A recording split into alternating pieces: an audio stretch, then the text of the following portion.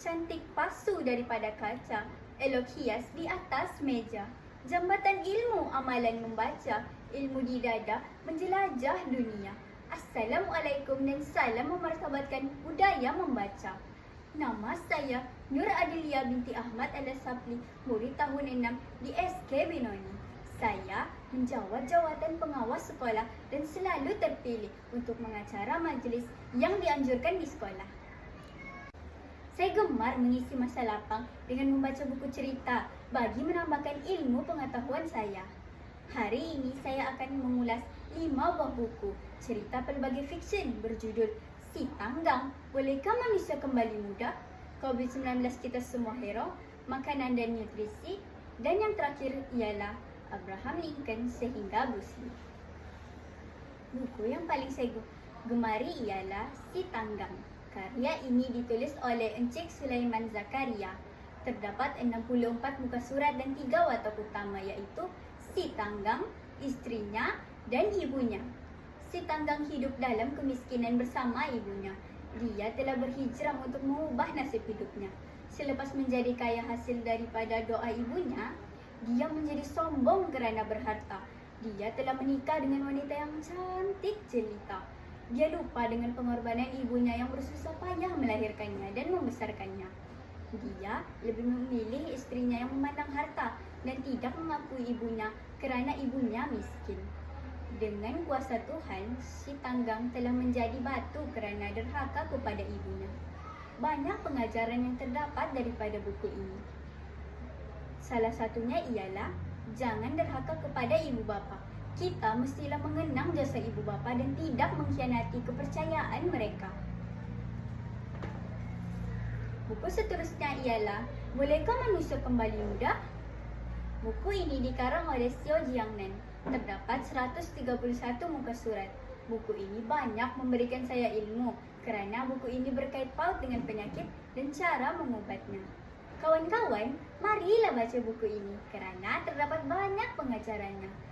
Antaranya ialah kita mestilah menjaga kesihatan supaya terhindar daripada segala penyakit dan mestilah makan makanan yang berkhasiat.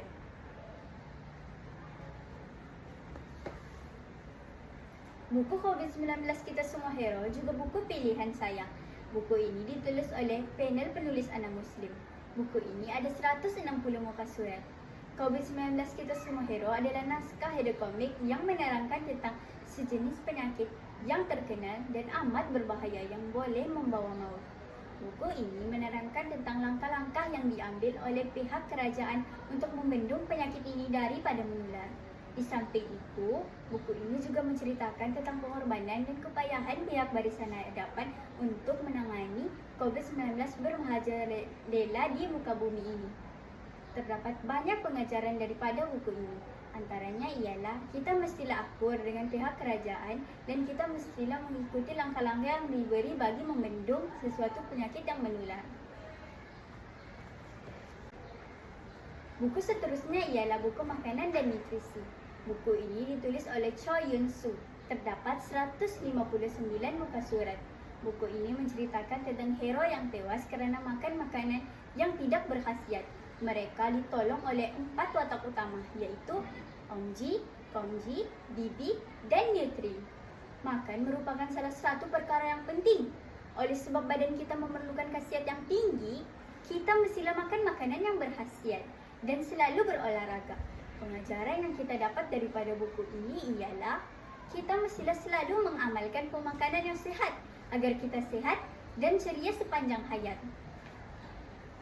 Dan yang terakhir sekali ialah Abraham Lincoln sehingga Bruce Lee. Buku ini hasil tangan daripada Zabri. Terdapat 48 muka surat dalam cerita buku ini. Buku ini menerangkan tentang seorang tokoh yang hebat diiktiraf kerana sumbangan dan jasa yang dicurahkan kepada masyarakat dan tanah airnya. Malah, sumbangan tokoh tersebut juga mampu melangkaui sempadan ke seluruh dunia. Banyak ilmu yang kita boleh dapat daripada buku ini, kawan-kawan.